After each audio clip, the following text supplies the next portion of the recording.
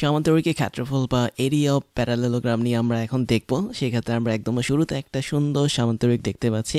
সামান্তরিকটা basically একটা আয়তক্ষেত্র থেকে আসে। তোমরা স্পষ্ট দেখতে পাচ্ছ এখানে যে এই বিসিডি হচ্ছে একটা সামান্তরিক, এবং আমরা যদি এই সামান্তরিকের ক্ষেত্রফল বের করতে চাই তাহলে আমরা কিন্তু নর্মালি জিওমেট্রির রুল অনুসারে একটা নির্দিষ্ট সূত্র ব্যবহার করে থাকি। সেটা হচ্ছে সামান্তরিকের ক্ষেত্রফল মানেই হলো ভূমি গুণন উচ্চতা। তো তোমরা দেখতে পাচ্ছ এখানে আমরা মোটামুটি একটা ভূমি দেখতে পাচ্ছি। দ্যাট মিনস এবি হচ্ছে আমাদের এখানে ভূমি বা বেস, এবং এবি এর সাথে আমি যদি কোনোভাবে উচ্চতা বা এইচকে গুণ করি তাহলে কিন্তু আমরা এই সামান্তরিকের টোটাল এরিয়া বা ক্ষেত্রফলটা পেয়ে যেতে পারি। বাট এটা হচ্ছে আমাদের ছোটোবেলার জ্যামিতির সিস্টেম। দ্যাট মিনস তুমি যদি এখানে উচ্চতাটা দেখো তাহলে আমি ধরতে পারি সিই, এটা হচ্ছে আসলে উচ্চতা। তার মানে আমরা এইচ হিসেবে এখানে গুণ করতে পারি সিইকে, যেটা হচ্ছে সামান্তরিকের উচ্চতাকে নির্দেশ করে। তাহলে তোমরা যদি ভূমি এবি এর সাথে সিই উচ্চতাটাকে গুণ করো তাহলে কিন্তু তোমরা এই সামান্তরিকের এরিয়া বা ক্ষেত্রফলটা পেয়ে যাচ্ছ। বাট আমরা যখন সরলরেখা পড়ছি এখানে আমরা কিন্তু এভাবে সরলরেখার ক্ষেত্রে সামান্তরিকের ক্ষেত্রফল নির্ণয় করব না। আমরা বিভিন্ন সমীকরণ ব্যবহার করে তাদের মধ্যে একটা যোগসূত্র তৈরি করে তারপর হচ্ছে সামান্তরিকের ক্ষেত্রফলটা নির্ণয় করব। তো এই যোগসূত্রটা কিভাবে করতে হবে খেয়াল করে দেখো। আমরা কিন্তু সামান্তরিকটা দেখতে পাচ্ছি টোটালি ইয়েলো কালারের, এবং এই সামান্তরিকের দুপাশে দুইটা সমান্তরাল সরলরেখা রয়েছে। আমি যদি বলি এডি, এটা হচ্ছে একটা সমান্তরাল সরলরেখা। কার সমান্তরাল? এটা আসলে আমাদের বিসি এর সমান্তরালভাবে রয়েছে। তারপর আমি যদি এবি বা বেস বা ভূমিকে দেখি, এটাও কিন্তু আমাদের সমান্তরালভাবে রয়েছে আরও একটা সরলরেখার, সেটা হচ্ছে আমাদের ডিসি। তার মানে আমরা সামান্তরিকে পাশাপাশি দুইটা করে টোটাল 4টা সরলরেখা পাচ্ছি যারা হচ্ছে একে অপরের সাপেক্ষে সমান্তরাল। তো এই যে সমান্তরাল সরলরেখাগুলো দেখতে পেলাম, আমরা চাইলে এদের কিন্তু ইকুয়েশনগুলো বের করতে পারি। কেননা তুমি জানো যে সমান্তরাল সরলরেখার ইকুয়েশনগুলো কি হয়, অনেকটা দেখতে সেম হয়। তো আমি ধরে নিলাম যে এইডি যে রেখাটা আছে, খেয়াল করে দেখো আমি এগুলো একটু মুছে দিচ্ছি। আমাদের এইডি যে রেখাটা আছে, এই রেখাটার একটা সমীকরণ আমি ধরে নিতে পারি। ধরো এটা সমীকরণ হচ্ছে y is equal to m1 x plus c1. That means আমরা একটা উভয় অক্ষ ছেদকারী সরলরেখার সমীকরণ লিখলাম এখানে, যেখানে আমরা দেখতে পাচ্ছি m1 হচ্ছে আমাদের এডি সরলরেখার ঢাল এবং c1 হচ্ছে একটা নির্দিষ্ট কনস্ট্যান্ট। এখন এডি যে সরলরেখা এটা কিন্তু আবার বিসি সরলরেখার সমান্তরাল। তার মানে বিসি রেখার সমান্তরাল যদি হয় তাহলে অবশ্যই তাদের ঢালের মানটাও কী হবে, সেম হবে। তার মানে আমরা বিসি রেখার সমান্তরাল রেখার সমীকরণটা লিখতে পারি। দ্যাট মিন্স এডি এর সমান্তরাল যেহেতু বিসি, তাই বিসি এর সমীকরণ আমরা লিখতে পারি m1 x, এতটুকু পর্যন্ত সেম থাকবে, জাস্ট আমাদের ধ্রুবকটা একটু চেঞ্জ হয়ে যাবে। তাহলে দেখো y is equal to m1 x একটু পর্যন্ত ঠিক আছে, বাট আমাদের ধ্রুবকটা চেঞ্জ হয়ে যাচ্ছে সমান্তরাল সরলরেখার জন্য। তারপর আমরা বাকি দুটো সমান্তরাল সরলরেখার সমীকরণ বের করতে পারি, মানে লিখতে পারি। একটা হচ্ছে কি লিখবো, একটা ছিল আমাদের হচ্ছে এবি, দ্যাট মিন্স সেটা বেজ হিসেবে কাজ করতো।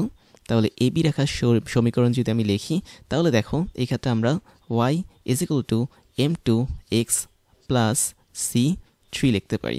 তাহলে দেখছো এখানে আমরা m2টা কেন দিয়েছি, m2 দেওয়ার মেইন কারণটা হচ্ছে আমরা এখানে ঢালটাকে পরিবর্তন করেছি। কেননা এডি এবং বিসি এরা সমান্তরাল, কিন্তু এবি কিন্তু তাদের সমান্তরাল না, সেই কারণে আমরা ঢালের মানটা টোটালি চেঞ্জ করে ফেলেছি। আর তুমি এখানে চাইলে আমাদের যে কনস্ট্যান্টটা আছে সেটাকে d1 ধরতে পারো, তাহলে সবচেয়ে ভালো সুবিধা হবে। তারপরে এবি এর সমান্তরাল হচ্ছে আমাদের ডিসি রেখা। তো আমরা চাইলে ডিসি রেখার একটা সমান্তরাল সমীকরণ নির্ণয় করতে পারি। That means y is equal to m2x, এতটুকু পর্যন্ত সেম থাকবে যেহেতু এবি এবং ডিসি হচ্ছে সমান্তরাল। জাস্ট এখানে আমাদের যে ধ্রুবকটা আছে তার মানটা একটু চেঞ্জ হয়ে যাবে। তাহলে এভাবে আমরা টোটাল 4টা সরলরেখার সমীকরণ পেলাম, যার মধ্যে দুটো করে হচ্ছে কি সমান্তরাল সরলরেখা, এবং তাদের ঢালও কি সেম। যেমন এডি এর ঢাল যদি m1 হয়, বিসি এর ঢালটাও কি m1 হবে। আবার আমরা দেখতে পাচ্ছি এবি রেখা যেটা, সেটা আবার ডিসি রেখার সমান্তরাল, তাই এদের দুজনের ঢালও কি হবে, সেম হবে। সব কিছু যদি আমাদের এখন কমপ্লিট হয়ে যায় তাহলে আমরা টোটাল সরলরেখার মানে এই টোটাল প্যারালেলোগ্রাম বা সামান্তরিকের যে ক্ষেত্রফলটা আছে সেটা বের করব। তাহলে আমরা যদি এই টোটাল সামান্তরিকের ক্ষেত্রফলটা বের করতে চাই এই সামান্তরিকের 4টা বাহুর ইকুয়েশন থেকে, তাহলে ক্ষেত্রফলটা অনেকটা এরকম হবে। তো এটা হচ্ছে তোমাদের জন্য ফর্মুলা, আমি বলবো এটা তোমাকে মনে রাখতে হবে। তো প্রথমে যেটা করবা সেটা হচ্ছে মডুলাস দিতে হবে, কেননা ক্ষেত্রফল সবসময় ধনাত্মক হয়। তারপর একটা ভাগ চিহ্ন দিতে হবে, উপরে নিচে কিছু জিনিস বসবে। প্রথমে যেটা বসবে সেটা হচ্ছে আমাদের যেই এখানে দেখতে পাচ্ছ দুইটা ধ্রুবক ছিল, একটা হচ্ছে c1 c2, আরেকটা হচ্ছে D1 D2। তার মানে 2 জোড়া ধ্রুবক ছিল, এই ধ্রুবকের বিয়োগফলের গুণফলটা উপরে বসবে। দ্যাট মিনস তুমি প্রথমে ইচ্ছা করলে C1 মাইনাস C2 দিতে পারো, ওর সাথে গুণ করতে পারো তুমি D1 মাইনাস D2।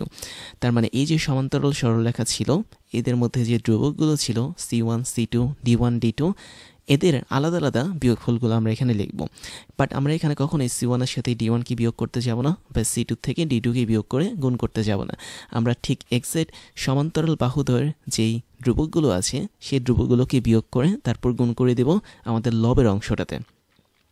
আর হরের অংশটাতে যেটা থাকবে সেটা খুব ইন্টারেস্টিং, সেটা হচ্ছে যে কোনো দুইটা ঢালের বিয়োগফল। দ্যাট মিনস তুমি চাইলে এখানে M1 মাইনাস M2 করতে পারো, অথবা M2 মাইনাস M1ও করতে পারো। বাট আমি এখানে সিকোয়েন্সটা মেনটেন করেছি তোমাদের সুবিধার জন্য, যাতে তোমরা প্রথমে 1 নাম্বার জিনিসগুলো বসাও, দ্যাট মিনস C1 D1 কিংবা M1, তারপর হচ্ছে 2 নম্বর জিনিসগুলো বসাও। তো এভাবে করার পর তোমরা এই মডুলাসটাকে ক্লোজ করে দিবে। তো এইখানে আমরা কিছু মান পাবো অবশ্যই, কেননা আমাদের এখানে C1 C2 D1 D2 M1 M2 এদের প্রত্যেকেরই কিন্তু আলাদা আলাদা মান আছে। তো তোমরা যখন এই মানগুলো বসাবে তখন অবশ্যই টোটাল যেই সামান্তরিকটা ছিল সেটার ক্ষেত্রফলটা তোমরা বের করে ফেলতে পারবে। তাহলে দেখতে পাচ্ছ আমরা কিন্তু এখানে ভূমি গুণন উচ্চতা কিংবা দৈর্ঘ্য গুণন প্রস্থ করে এই সামান্তরিকের ক্ষেত্রফল বের করছি না, আমরা সরাসরি এই সামান্তরিকের 4টা বাহুর ইকুয়েশনকে ধরেছি, ওই সমস্ত ইকুয়েশনগুলোকে মডিফাই করে সেখান থেকে আমরা এরিয়া বা ক্ষেত্রফলটা বের করেছি।